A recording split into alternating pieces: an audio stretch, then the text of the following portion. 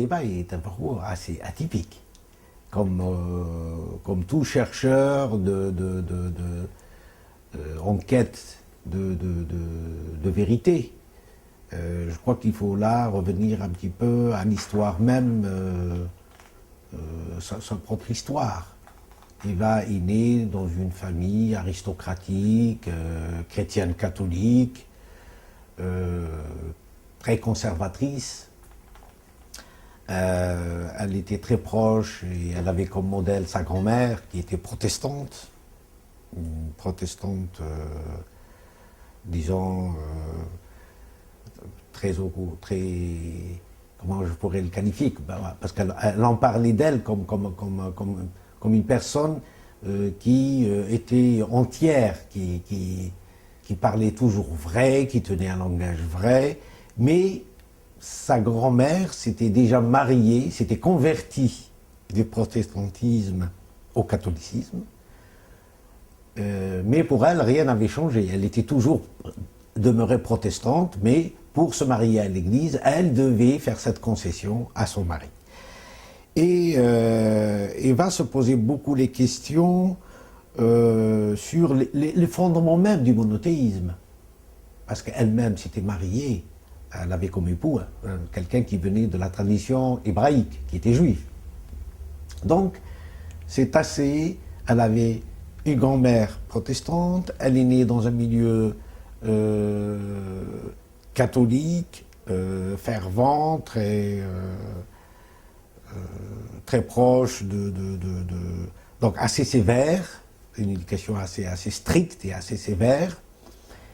Et puis voilà que, bon, elle a fait ses études, elle a fait des études de droit, de philosophie, et puis un jour elle découvre, par l'intermédiaire d'un ami, Iqbal, le philosophe indien.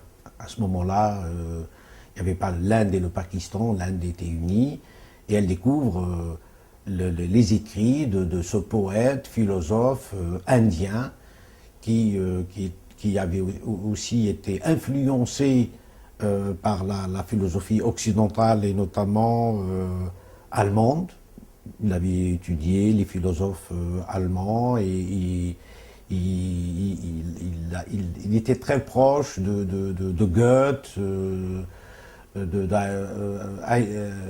Heidegger, bon, quelqu'un qui s'interrogeait, Iqbal est un homme qui s'interrogeait beaucoup sur l'avenir du monde, sur le sens de l'humain, sur la réalisation et la finalité de l'homme. Et ça a été chez Eva un moment de remise en question, comme une personne qui découvre quelque chose de nouveau et qui remet en question l'acquis de sa propre culture, tout ce qu'on lui a dit, tout ce qu'elle avait appris sur sa culture, puisque c'était la culture de la modernité, c'était la culture la plus dominante, c'était elle était moderne, en fait, nous sommes dans les années 40 et l'Occident dominait. Elle vient d'une civilisation qui avait une assurance et une certaine arrogance par rapport au reste des civilisations, au reste des philosophies, et voilà qu'elle lit un homme qui était à la fois poète et mystique. Philosophe, poète et mystique. Donc, Iqbal était un philosophe, puisqu'il parlait un langage de philosophie, mais il soulignait, chez lui, la philosophie était imprégnée d'un certain mysticisme, qui était le soufisme. Il était imprégné de la pensée soufie. Donc, l'influence qu'elle a eue, l'influence d'Iqbal est certaine. Mais Iqbal lui a ouvert, parce que Iqbal faisait référence souvent à Jalaluddin Rumi. Ce qui a permis à Eva de découvrir, au fait, la pensée de Rumi. Et à partir de ce moment-là, à partir des années 50, on peut dire qu'elle s'est totalement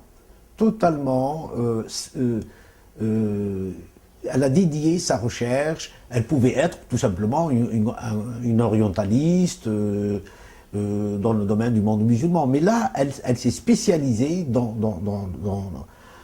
la spiritualité et surtout Rumi. Elle a fait de Rumi son compagnon de route, son compagnon de réflexion, son maître caché en quelque sorte. Et l'œuvre d'Eva tourne autour de ce personnage qui est Rumi.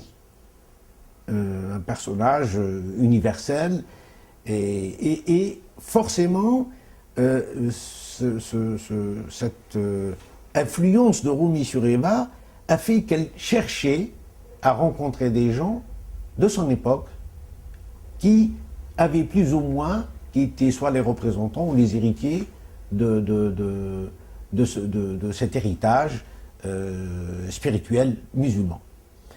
Mais il faut dire que dans tout cela, il n'y avait aucune négation. Elle n'y est pas, ni ses origines, ni...